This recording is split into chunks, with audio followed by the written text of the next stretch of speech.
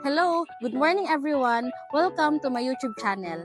My name is Mary Rose Santos, your accredited real estate professional based in Cavite. Naghahanap ka ba ng affordable na house and lot malapit dito sa Metro Manila? 35 minutes away from Mall of Asia at complete na ang amenities? If yes, then Alice Unit is right for you.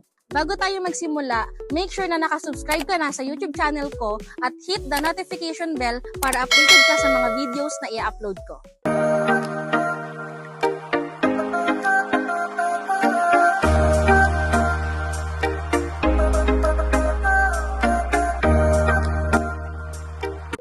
Great morning everyone!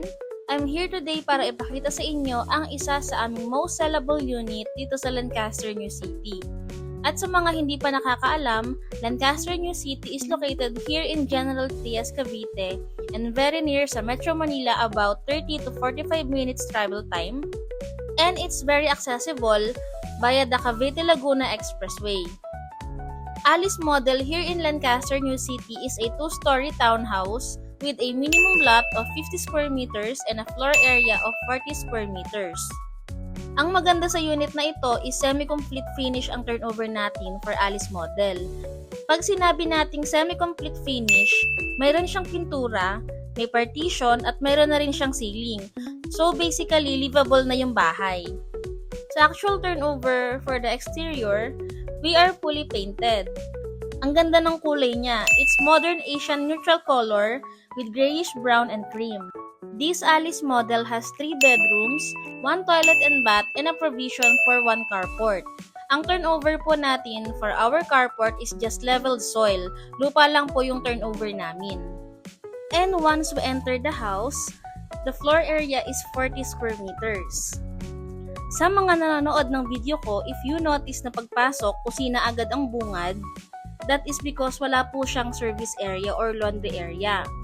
But if you will get an end lot or corner lot for Alice, may space ka pa sa gilid kaya mayroon ka pa ring space na pwede i-convert mo into laundry or service area. Livable na siya actually. And what's nice about Alice model, semi-complete finish na siya, our walls are painted white and the kitchen countertop has tiles and stainless sink and faucet. Now, moving along, this is your kitchen. Later, ipapakita ko sa inyo yung itsura once naayusan na siya at nalagyan na ng interior decorations. For our flooring naman, it's a smooth cement finish for the ground floor and second floor. And basically, the house is semi-complete. Tiles na lang ang wala. Mayroon na tayong partition and we have 3 bedrooms. 1 bathroom on the second floor and this is bedroom number 1. Malaki din yung bedroom na to. Pwede nyo itong gamitin na office or if may elderly sa family na ayaw na umakyat sa taas, perfect sa kanila itong kwarto na to. And we have provision for outlet. And dalawa ang mga outlet natin kada kwarto. At may provision na rin for aircon. Isa din sa maganda sa bahay na ito ay malalaki ang windows na nagbibigay ng natural light and ventilation inside the room. For our bedroom doors, it's PVC doors, pero pwede nyong palitan yan upon turnover. Another thing na nagustuhan ko sa unit na ito, semento yung ating hagdanan, durable at concrete. By the way, add ko lang, this is your living area. Let's go and check out natin ang second floor. You have 2 bedrooms. Nandito rin yung bathroom sa ating second floor. Later, you will see kapag nakita nyo na yung dress up and nalagyan na ng gamit. For our bathroom, we have tiles sa flooring and sa walls, lavatory, toilet bowl, complete shower fixtures, painted na rin and may ceiling.